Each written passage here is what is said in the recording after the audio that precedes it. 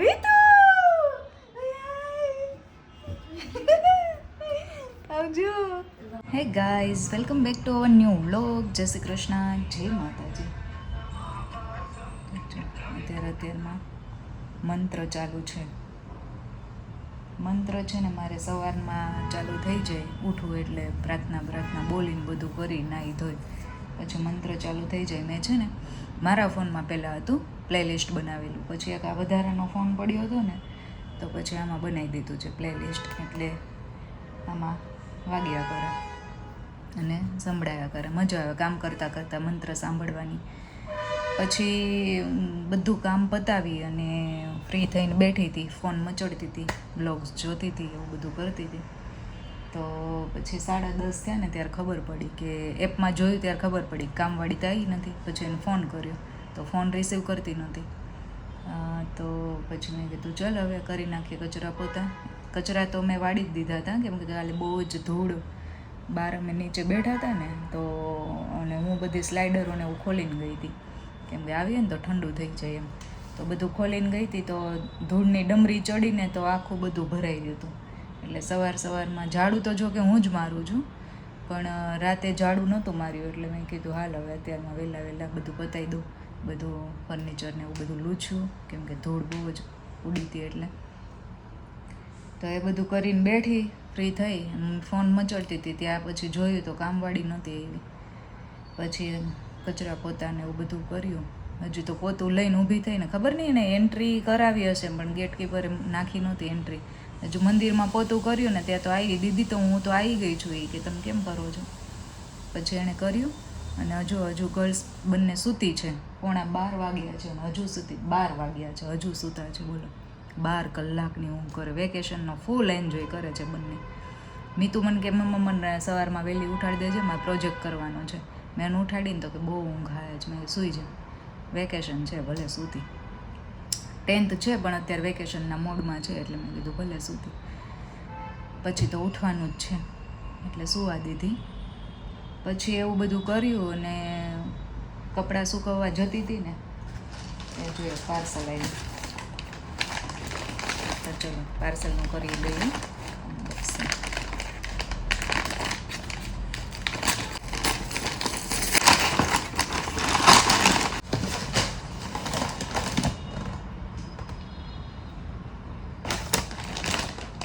હમણાં હું ફેંકી દે, બોલામાં ચાર્જર હતું. કેટલા દિવસનો વેઇટ હતો, અને મેં આગળના બ્લોગમાં બતાવ્યું હતું બી કે ફેન મંગાવ્યો હતો. મેં મીશોમાંથી બે ફેન મંગાવ્યા હતા. એકમાં ચાર્જર જ ના આવ્યું અને એકમાં એક સરસ હતો પણ રમકડા જેવું, પ્લાસ્ટિક બહુ નબળું હતું, એટલે એ રિટર્ન કરી દીધો હતો. તો જો આ મેં બજાજનો, મારી ફ્રેન્ડે એક યુઝ કરે છે તો એનો મેં સ્ક્રીનશોટ લઈને એમેઝોનમાં નાખ્યો અને પછી એમાંથી મંગાવ્યો.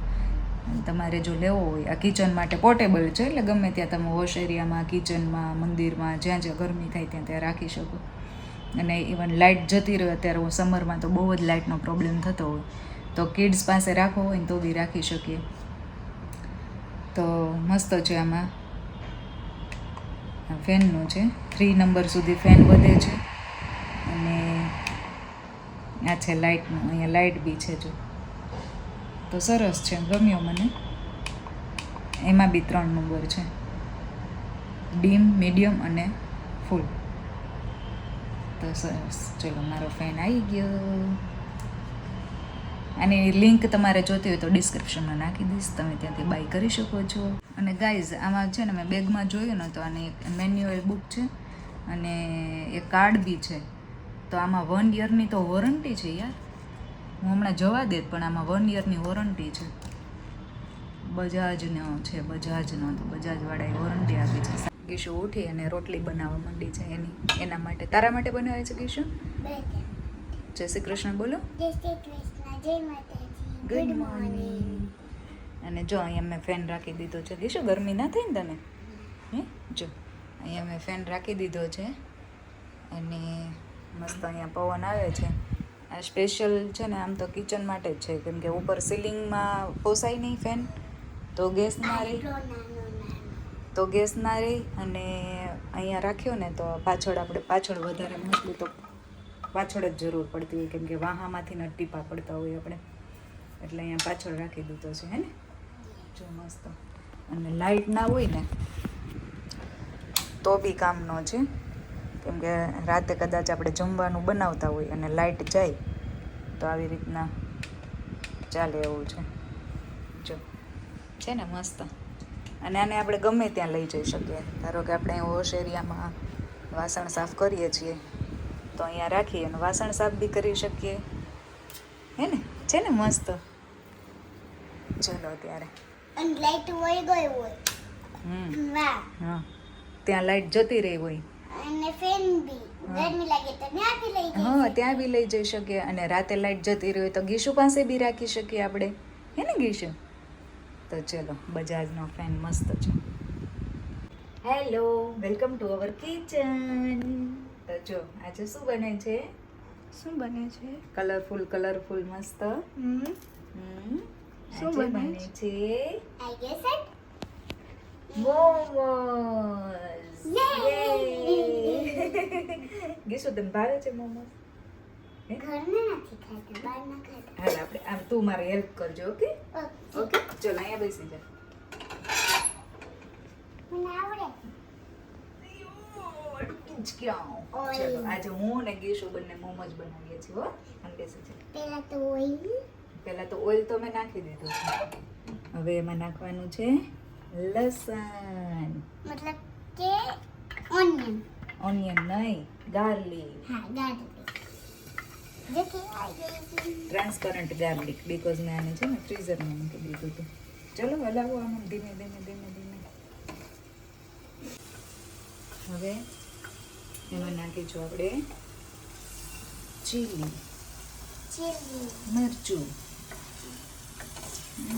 મરચું નાખીશું. પછી આપણે એમાં નાખશું કેબેજ. Cabbage, onion. પછી એમાં નાખીશું આપણે કેરેટ. 1 મિનિટ જેટલું આને પકાવી લેશું. ઓ, તમે કઈ? મને. કેવું મસ્ત લાગે જો, કેસરી, સફેદ ને લીલું. કેસરી રંગ. ચલો હવે નાખીશું ઓનિયન. અને કેબેજ. બંને બધું, જોડે? હા બધું જોડે. હવે જાજુ છે ને એટલે ઉડશે હો ને ગીશું. અને ઓઇલ બી એની જોડે. ઓઇલ ઓઇલ તો નાખવામાં. થોડુંક જ નાખવાનું, હવે 1 સ્પૂન જેટલું છે. કેટલો ઓઇલ મસ્ત કલર લાગે છે જો. હરા. સલાડ ફ્રાય કરતી હોય એવું લાગે છે. કેટલું મસ્ત લાગે છે. જેનું કાપવામાં છે ને હાથ દુખે છે. આપણે નાખશું મસાલો. તો તીખાની ભૂકી છે. ઓ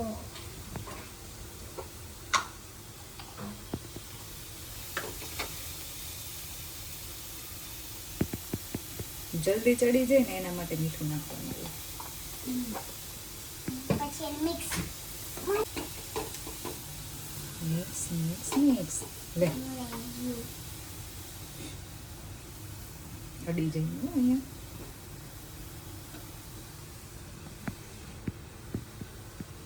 બસ. તો ચલો, મસાલો થઈ ગયો આપણો રેડી. એને રાખી દઈએ સાઈડમાં. છે ઘઉંનો લોટ, એમાં હું નાખીશ થોડોક મેંદો બાઇન્ડિંગ માટે, કેમ કે ઘઉંનો લોટ છે ને મારે પેલો થઈ જાય છે, બહુ તૂટી જાય છે એટલા માટે.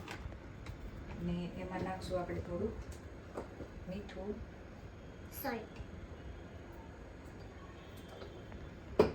અને થોડુંક ઓઇલ. મોણ નાખ્યું, મોણ માટે. મોણ એટલે? અને મોણ કહેવાય. તેલ નાખીએ ને આપણે આમાં થોડુંક લોટમાં, એને મોણ કહેવાય. પછી આમ મસ્ત ચોળી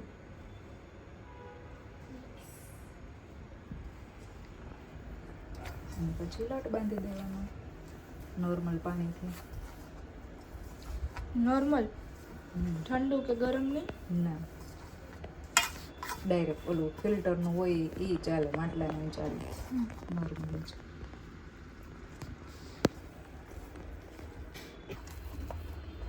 જો લોટ બંધાઈ ગયો મસ્ત. હવે આને થોડીક વાર રેસ્ટ આપશું એટલે ઢાંકીને મૂકી દઈએ આપણે 15 થી 20 મિનિટ માટે ને ત્યાં આપણે બનાવી નાખીએ મોમોઝની ચટણી. ચાલો મોમોઝ ખાવા. રીતુ આવજો. બાપા શેપમાં થોડાક બગડ્યા છે ગાઈઝ, એ તો હાલે. પણ લાગે છે હો માર્કેટ જેવા મોમોઝ હોય એવા. જો અને ચટણી બની ગઈ. ચટણી બની ગઈ. ચલો ટેસ્ટ કરીએ. Jig jig jig jig jig jig jig jig. ચલો ગાઈઝ, પહેલા છે ને મને મોમોઝ નું નામ પડતું ને ત્યાં મને કંઈક વિચિત્ર જ લાગતું. હવે એક વખત અમે ગયા હતા ફરવા ને, ક્યાં ખાધા હતા આપણે? સિક્કિમ ખાધા હતા ને, ત્યાર પછી મને મજા આવી ગઈ. મેં કીધું મેં તો ત્યારે જ મેં કીધું હતું ને મેં કીધું હું ઘરે બનાવીશ ગમે ત્યારે. તો આજ પૂનમ નથી ને તે મોકો મળી ગયો. ચલો હવે ટેસ્ટ કરી લઈએ. જબરજસ્ત ત્યાં છે, પણ આમાં છે ને મેં થોડો ઘઉંનો લોટ નાખ્યો છે ને એટલે મને થોડાક કડક લાગે છે. બાકી બહુ જ મસ્ત, બહુ જ મસ્ત. મેં તો ટેસ્ટ કરી. હા, એક તો રેસીપી ઇઝી છે અને સુપર. એટલે ટેસ્ટી. કેવા થયા છે?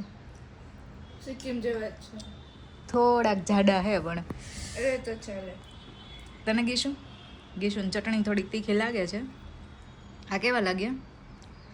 સુપર. ગીશું અડધો ગ્લાસ તો છાશ પી ગઈ. મજા આવી ગઈ હે? ચલો હજુ એક સરપ્રાઈઝ છે. વોટ? જમીન આપું મસ્ત. જમીન એક સરપ્રાઈઝ છે ગીશુ માટે.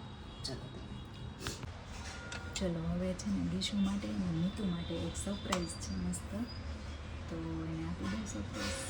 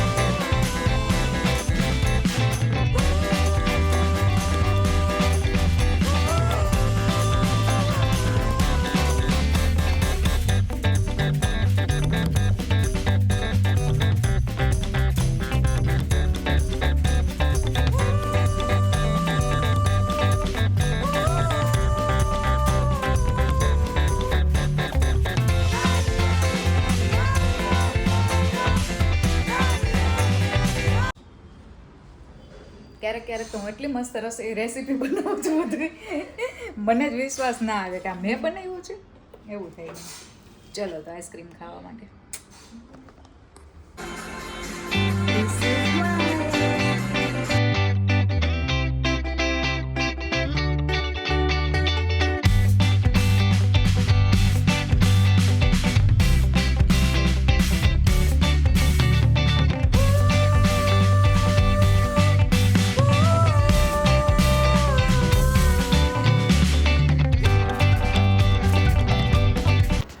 ગાઈઝ, મને જે ભાવતી હોય ને એ વસ્તુ હું ઘરે બનાવવાની ચોક્કસ ટ્રાય કરું છું. બહારનું ખાવા કરતાં છે ને કિડ્સને ઘરનું વધારે ખવડાવવાનું ચૂઝ કરું છું. કેમ કે અત્યારે ભેળસેળ ને આ ને તે ને બધું બહુ વધી ગયું છે ને, એટલે જે બનતું હોય ને તો ઘરે જ બનાવું છું. અને ના બને એ જ વધારે નહીં પણ ક્યારેક બહાર ખાવા જઈએ. ઓકે ચલો તો અમે ખાઈ લઈએ આઈસ્ક્રીમ. ત્યાં સુધી તમે કરજો વિડીયોને લાઇક અને ચેનલને સબસ્ક્રાઈબ. મળીએ નવા વ્લોગ સાથે. ત્યાં સુધી બાય બાય. જય શ્રી કૃષ્ણ. જય માતાજી.